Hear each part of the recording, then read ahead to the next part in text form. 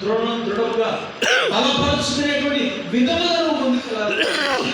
నాకు ఇంకేదో అద్భుతం చేస్తే నేను నిలబడతాను,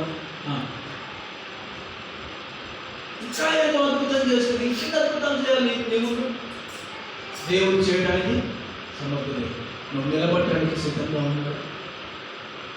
దేవుడు చేస్తాడు, ఇంకా అంతకంటే అద్భుతాలు చేస్తాడు. కానీ నువ్వేం చేయాలా? నిలబడటానికి సిద్ధంగా. మళ్ళా పడిపోయేటువంటి ఆ మనస్సు నీకు లేకుండా ఉండాలి. పడిపోయే పరిస్థితులు చాలా ఉన్నాయండి. పడిపోయేటువంటి పరిస్థితులు చాలా ఉన్నాయి. ఒక విషయం చెప్పండి, అపవాది గాడు ఎంతమంది తెలుసు? చెప్పనా?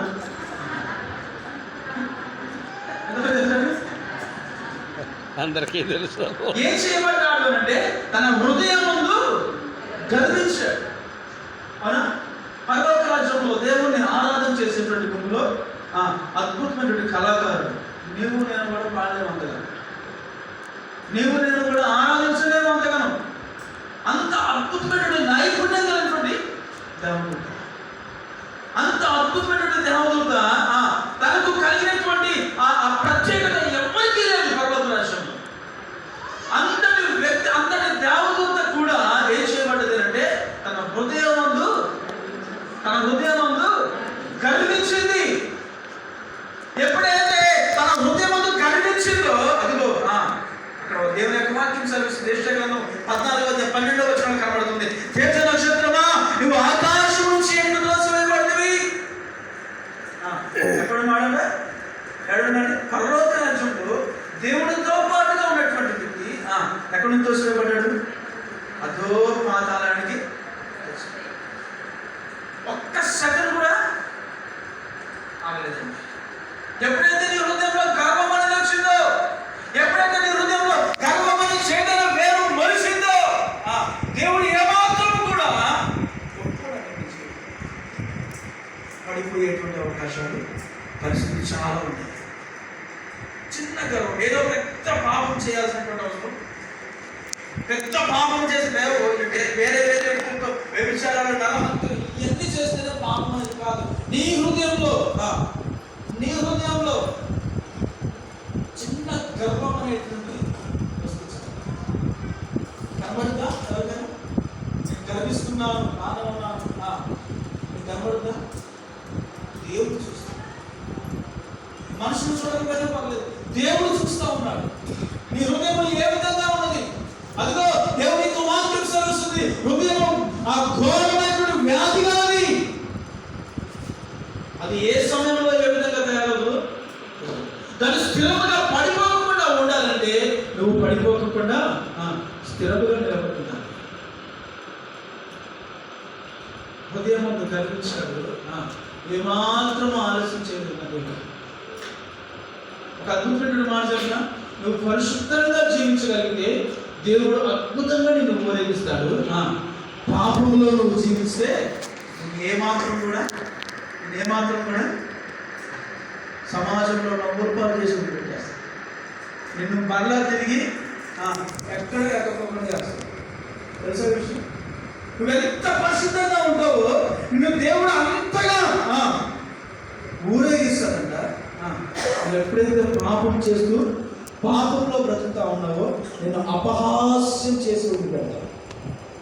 నేను మరలా తిరిగి లేవడానికి అవకాశం లేకుండా, మరలా తిరిగి మాట్లాడడానికి కూడా అవకాశం లేకుండా చేస్తాడు.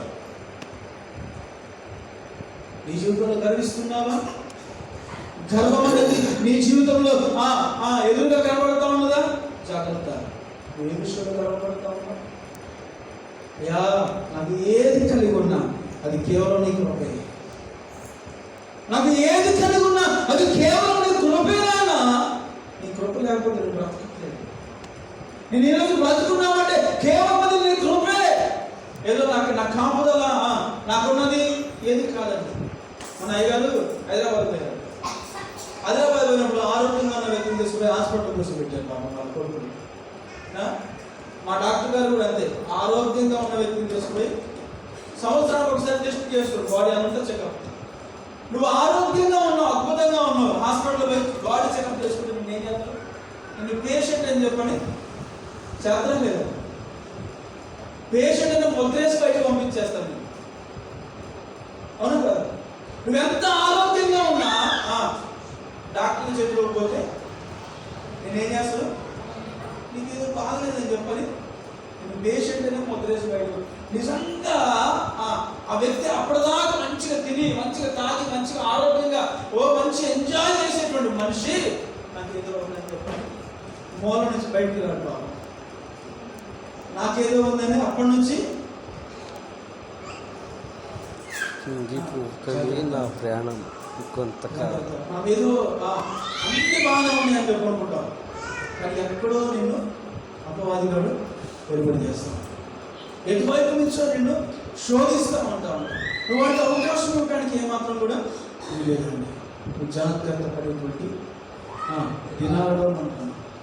నేను ఒక వీడియో చూశాను. సాయంకాలం కూడా ఒరిస్సా ప్రాంతంలో ఒక దైవ సేవకుడిని ఉరి వేసి చంపివేసి అవతల పడేశారు. ఉరి పోసి చంపారు. ఆ ఫోటోలు అన్నీ రాత్రి వచ్చినటువంటి చూపిస్తా ఉన్నారు. ఎంత భయంకరమైన దుర్దినాలలో మనం ఉన్నాం.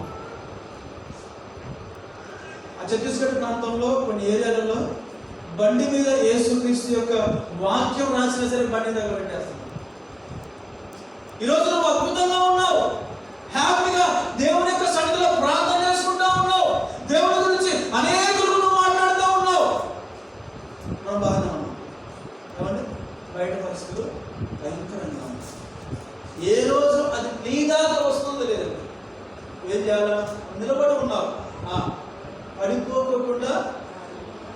పడిపోకుండా తాను ఉన్నటువంటి ప్రదేశంలో స్థిరంగా నిలబడేటువంటి విధంగా నువ్వు చూసుకోవాలి. నీ విశ్వాసాన్ని నేను ఏదో విధంగా జలిస్తాడు. అనేకమైన పరిస్థితులు ఉన్నాయి. కానీ నువ్వు పడిపోకుండా దేవుడు అద్భుతాలు చేస్తున్నాడు. ఆశ్చర్యకార్యములు ఇశ్రాయేలు ప్రజల కోసమే చేస్తా ఉన్నాడు. ఏమండి 6 లక్షల కాలువలను కలిగినటువంటి వాళ్ళు ఎంతమంది వెళ్ళారు?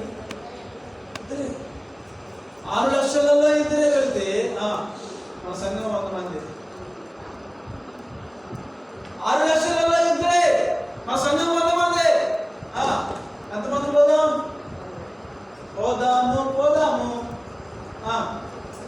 ఎంతమంది పోదాము? నీకుందా నిరీక్షణ? నువ్వు నిలబడబడుతున్నావా? ఏదో ఒక గవర్నమెంట్ ఆశ చూపించినప్పుడే నువ్వు పడిపోయే స్థితిలో ఉంటున్నావా?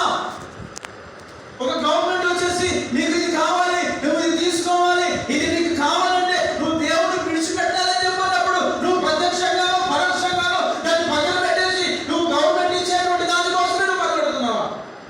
జాగ్రత్త. పడిపోయేటువంటి పరిస్థితులు చాలా ఉన్నాయి. ఇప్పటికే ప్రభుత్వం మన పైన ఏం చేస్తుంది? ఏర్పాటు చేస్తాం. ఆలోచించండి.